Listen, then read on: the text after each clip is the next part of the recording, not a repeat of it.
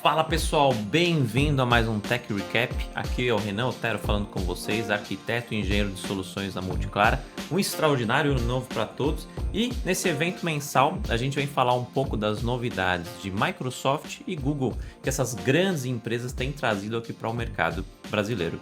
A gente vai falar das novidades de dezembro e janeiro, e a gente agora está com essa iniciativa focada com vocês para todo mês a gente postar vídeos no YouTube, cortes no Instagram e trazer aí tudo que essas grandes empresas têm trazido de novidades.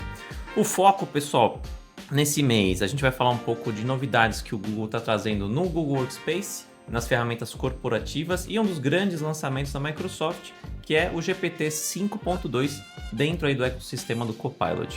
Vamos conhecer as novidades. E antes das novidades, pessoal, a gente quer contar e compartilhar para vocês alguns casos de projetos que a gente está tendo aqui dentro da Multiclara. Nesse último mês do ano, a gente teve um desafio com um cliente que foi um projeto de governança de dados. Olha que interessante, o cliente chegou com um desafio para a gente dentro do mundo Microsoft, onde ele estava consumindo em torno de 7 a 8 terabytes de dados dentro ali do SharePoint.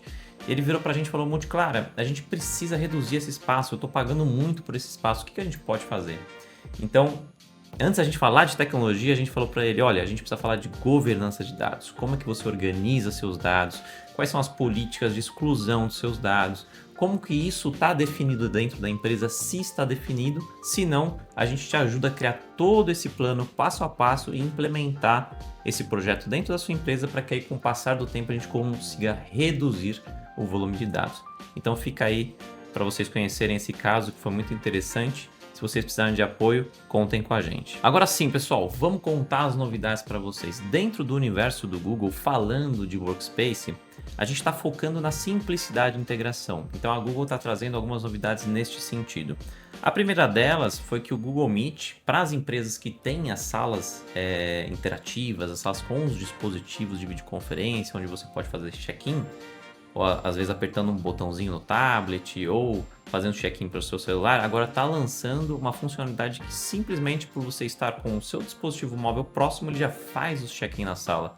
É muito interessante que você evita tempo também de ficar ali fazendo check-in manual, enfim, ficar a gente elimina o esforço ali da gente ter que fazer um check-in ou ações manuais na sala, né?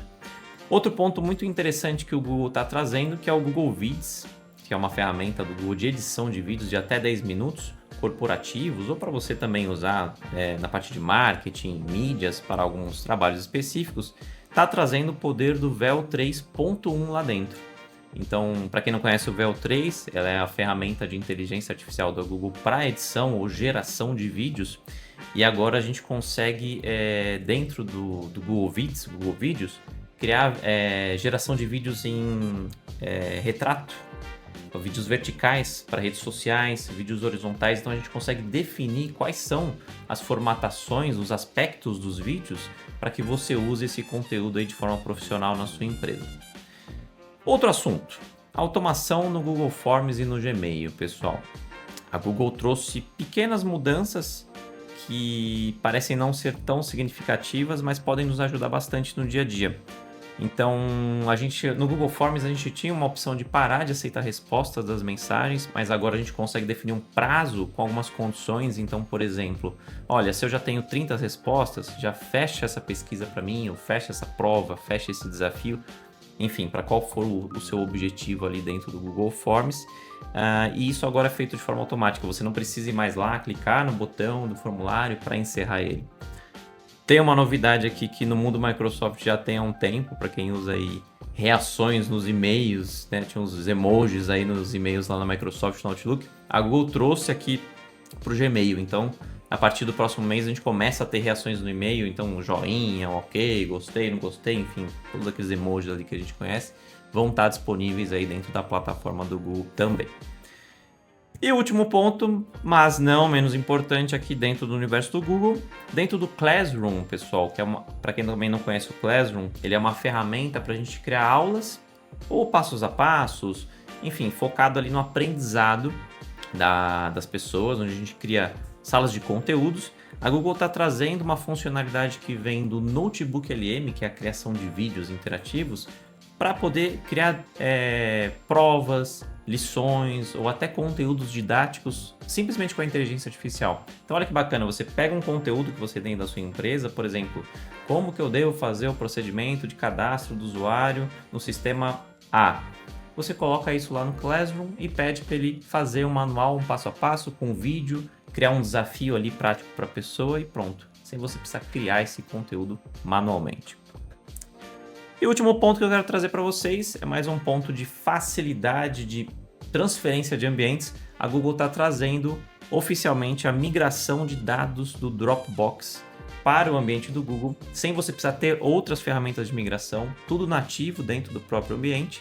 Você simplesmente vai lá no painel de administração, configura a integração com o Dropbox e a Google começa a migrar os dados que você tem nessa plataforma para o Google Drive.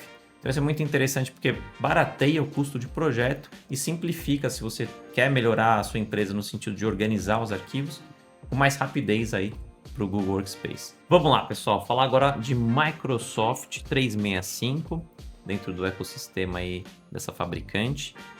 E o nosso tópico é a era dos agentes de AI, né? Trazendo principalmente o foco no GPT 5.2. Na grande novidade, a Microsoft anunciou em dezembro a vinda desse modelo, né, a versão 5.2, para o ecossistema de produtos da Microsoft, principalmente o Microsoft 365 e do Copilot Studio, pessoal. Para quem não conhece o Copilot Studio, ele é uma ferramenta específica da Microsoft para a gente criar agentes de AI e fluxos de AI personalizados com integrações em sistemas internos ou externos da empresa, e você tem vários meios de pagamento, tipos de pagamento, perdão, por consumo, por planos fechados, então um produto muito interessante.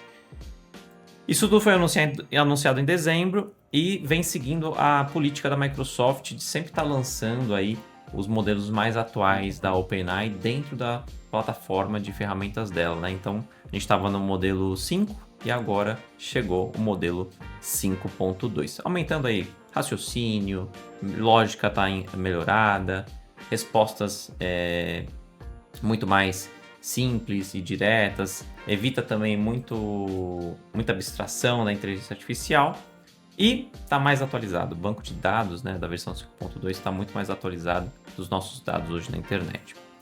Falando um pouquinho do Microsoft Ignite, pessoal, de 2025, com foco em agentes de AI, né? A gente comentou um pouquinho. Então, a Microsoft está trazendo um plano de controle, entre aspas, para que a gente tenha uma ferramenta lá dentro, que vai se chamar Agents 365, para a gente gerenciar nossos agentes de AI. Então, o que está acontecendo nas empresas hoje, né? Então, por exemplo, eu, Renan, crio os meus agentes de AI. Tal pessoa cria outros agentes de AI. Como que a gente centraliza onde estão esses agentes? Quais estão criados? Então, a Microsoft está criando um hub para que a gente crie esses agentes, centralize e compartilhe eles na empresa, trazendo aí padronização e segurança, tá? E esses agentes também estão sendo implementados em algumas ferramentas, como Microsoft Teams, SharePoint e o Viva Engage, que aí ajuda, enfim, grupos que estão lá no bate-papo a ter um assistente de AI, pessoas que estão ali no diretório de arquivos, dentro do SharePoint, a ter uma interação também com esses robôs aí para melhorar o resultado no dia a dia, tá?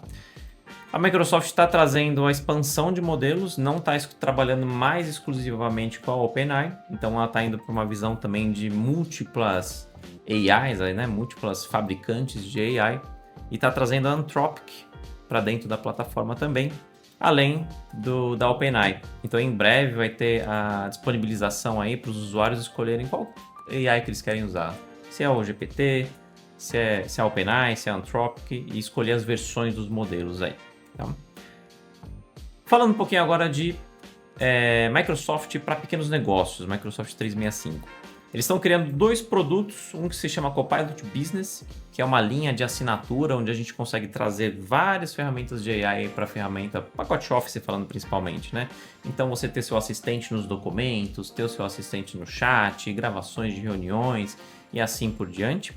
E ter também o Microsoft 365 Premium, que além dessas ferramentas de AI, a gente traz algumas ferramentas de AI para a segurança da empresa. Então lá no painel administrador, né, nos bastidores ali do seu ambiente, da sua empresa, a gente consegue entender, será que a minha empresa está sofrendo um risco cibernético? Será que eu tenho algumas recomendações de segurança que a AI pode me trazer? Então tudo isso a Microsoft está trazendo nesse plano Premium, que está sendo replanejado e relançado aí para 2026, tá?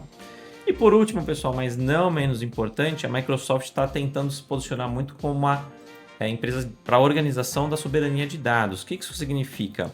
Ela está oferecendo processamento de dados localmente conforme seus compliances da sua empresa. Então, por exemplo, eu tenho uma empresa farmacêutica aqui no Brasil e eu não posso processar os dados dos meus clientes nos Estados Unidos, na Europa, tem que ser aqui. Então a Microsoft está começando a disponibilizar essa configuração, né, vamos dizer assim, para que você escolha onde você quer que seus dados sejam processados de acordo com o seu produto. Então isso aí traz mais segurança e permite que as empresas estejam dentro de compliances que são muito específicos para alguns negócios. Pessoal, é isso sobre Microsoft do final do ano. E agora eu quero trazer para vocês alguns casos específicos de AI que a gente tem, independente de falar de Google e Microsoft agora, desafios que a gente tem visto que os nossos clientes têm tido aqui no dia a dia.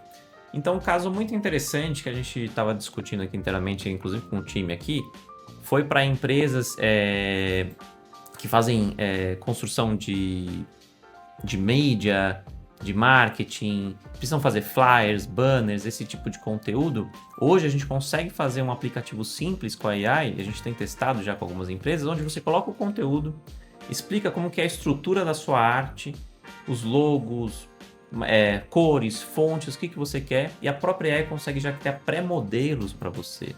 Esses pré-modelos podem ser em PDF, pode ser numa apresentação que depois você consegue baixar e editar. Então isso tem poupado tempo. A ideia é que não é a ideia de a gente substituir a pessoa que faz o design, mas que pelo menos você já tem um produto pré-entregue e você faça apenas ajustes finos. Então isso tem poupado muito tempo das pessoas. E também juntar todos os materiais. Imagina você juntar 10 arquivos de texto para conseguir fazer um flyer, por exemplo, um folheto informativo, aí consegue te ajudar a resumir esse monte de informação muito rápido para você criar isso, tá? Outro caso muito interessante, pessoal, que a gente tem visto e ajudado empresas de advocacia. Então, o que acontece? Hoje as empresas de advocacia têm muitas petições iniciais ou estruturas de documentos, né, de petições que a gente precisa encontrar se tem erros, se tem talvez informações inconsistentes dentro delas. Como assim? Por exemplo, no começo da petição inicial você colocou que na ação jurídica o fato aconteceu em 2005, mas lá embaixo na sua petição você escreveu que na verdade o fato aconteceu em 2004. Então teve um erro aí de escrita de data, por exemplo. A AI com certeza vai conseguir ajudar você a encontrar esses pequenos erros que podem ser otimizados. É isso aí, pessoal, muito obrigado. Deixa seu comentário aqui embaixo, fala pra gente o que você gostou, conteúdos que você quer ver no futuro, apoia a gente, compartilha com um colega, dá o like e segue nossas redes sociais que vão estar aqui na descrição também. Valeu, gente, forte abraço!